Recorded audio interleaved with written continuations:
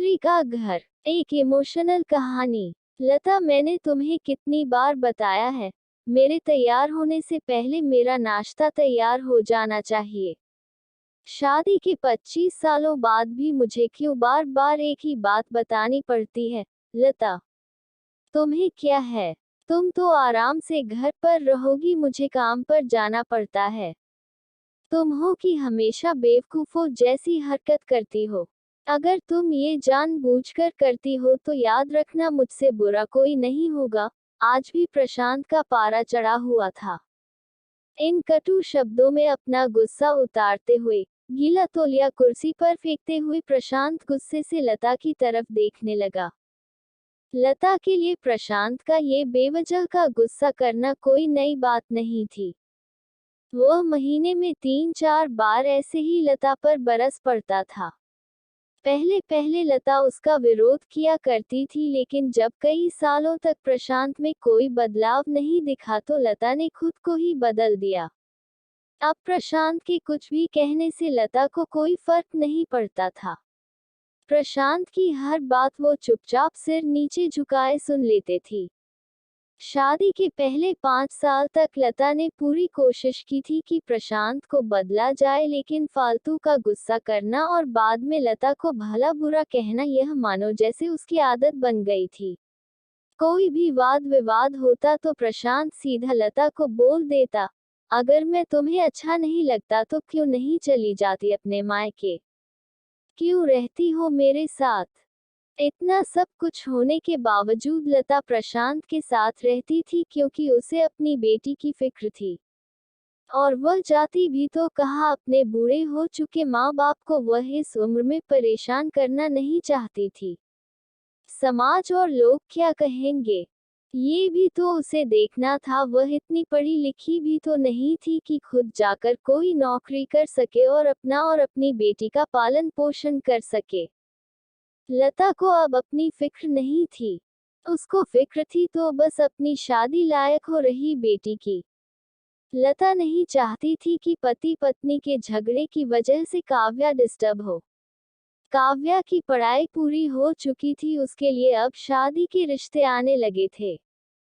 कई रिश्तों को काव्या ठुकरा चुकी थी। 2-3 महीने बाद एक अच्छा रिश्ता आया। रिश्तेदारों और पहचान के लोगों ने भी लड़के के बहुत गुणगान किए थे। प्रशांत एक शाम अपनी बेटी के पास बैठकर उसे बताने लगा, काव्या, बहुत अच्छा लड़का है, पढ़ा लिखा है, बड़ा घर है, बहुत अच्छी नौकरी है। ऐसे रिश्ते बार बार नहीं आते बेटा, इस बार मना मत करना। काव्या अपने पिता से ज्यादा बात नहीं करती थी। शायद डरती थी या शायद नफरत करती थी, लेकिन आज वो अपनी पूरी हिम्मत इकट्ठा कर बोली, मुझे अभी शादी नहीं करनी है पापा, मैं नौकरी करना चाहती हूँ और खुद अपने पैरों पर खड़ी होना चाहती हूँ। हाँ तो उसमें क्या बड़ी बात है? मैंने लड़के से बात की है, वो तुम्हें किसी बात के लिए नहीं रोकेगा। तुम शादी के बाद भी नौकरी कर सकती हो, वह तुम्हें नौकरी के लिए परमिशन दे देगा। प्रशांत बोला, मेरा नौकरी करना या ना करना उसकी परमिशन पर क्यों डिपेंड रहेगा पापा? काव्या ने पूछा। मैं कह रहा हूँ ना, तुम्हें किसी भी चीज की कमी नहीं होगी, वहाँ ऐसे रिश्ते बार बार नहीं आते बेटा, इसे ठुकराओ मत, तुम वहाँ बहुत खुश रहोगी। प्रशांत बोला, पापा, क्या मैं उतनी ही खुश रहूंगी जितनी मम्मी इस घर में खुश है? काव्या ने तंज कसते हुए कहा, आज तुम्हारी जबान कुछ ज्यादा नहीं चल रही। प्रशांत गुस्से से आंखें बड़ी करते हुए बोला, पापा, मुझे शादी ही नहीं करनी है, क्योंकि शादी के बाद अगर वह लड़का आपके जैसा निकला तो मैं क्या करूंगी? मुझे आपके जैसा जीवन साथी नहीं चाहिए जो बिना बात के मुझ पर हमेशा चिल्लाए। मुझे कुछ भी अपनी पसंद का लेना हो तो 10 बार सोचना पड़े, कहीं वह नाराज ना हो जाए। मेरी तबीयत कैसी भी हो उसे परवाह ना हो। रोटी थोड़ी सी मोटी बन जाए तो घर सर पर उठा ले। उसकी चेकबुक ना मिले तो भी मेरा ही दोष निकालें। और हर छोटी मोटी बात पर मुझे मायके जाने के लिए कहे। काव्या ने अपना दिल खाली करते हुए पापा से सब कह दिया। प्रशांत का गुस्सा सातवें आसमान पर था, लेकिन उसके मुंह से एक भी शब्द नहीं फूट रहा था। वो काव्या की बातें सुन रहा था। काव्या उतना ही बोलकर चुप नहीं हुई। आज पहली बार वह अपने पापा के सामने इतना कुछ बोल रही थी। पापा, आपने माँ के साथ हमेशा गलत व्यवहार किया है। आप अपने ऑफिस का गुस्सा बिना सोचे समझे माँ पर उतार देते हो, कभी इस बात की परवाह भी नहीं करते कि उन्हें कैसा लगता होगा। आपकी बातें सुन सुनकर माँ ने अपना स्वाभिमान खो दिया। प्रशांत आज पहली बार अपने किए बर्तावों को महसूस कर पा रहा था। वो इतना ही बोल पाया, जो तुम्हारा मन है वो करो, मैं तो इतना बुरा हूं ना। काव्या ने प्रशांत का हाथ पकड़ा और बोली, पापा, मुझे सिर्फ एक सवाल का जवाब दे दो, क्या आप चाहेंगे कि मेरा पति आपके जैसा हो?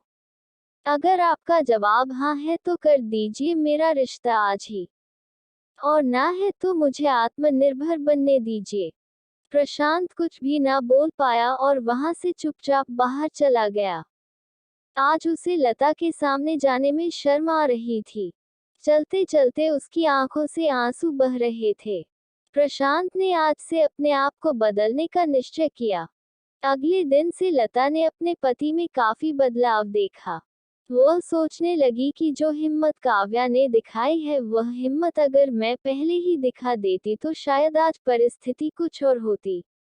अब काव्या पढ़ लिख कर अच्छी नौकरी करने लगी थी और 3 साल बाद उसके लिए एक अच्छा रिश्ता आया और उसकी विदाई पर प्रशांत बोला, बेटा तू हमेशा खुश रहेगी क्योंकि तेरा पति तेरे बाप जैसा नहीं है।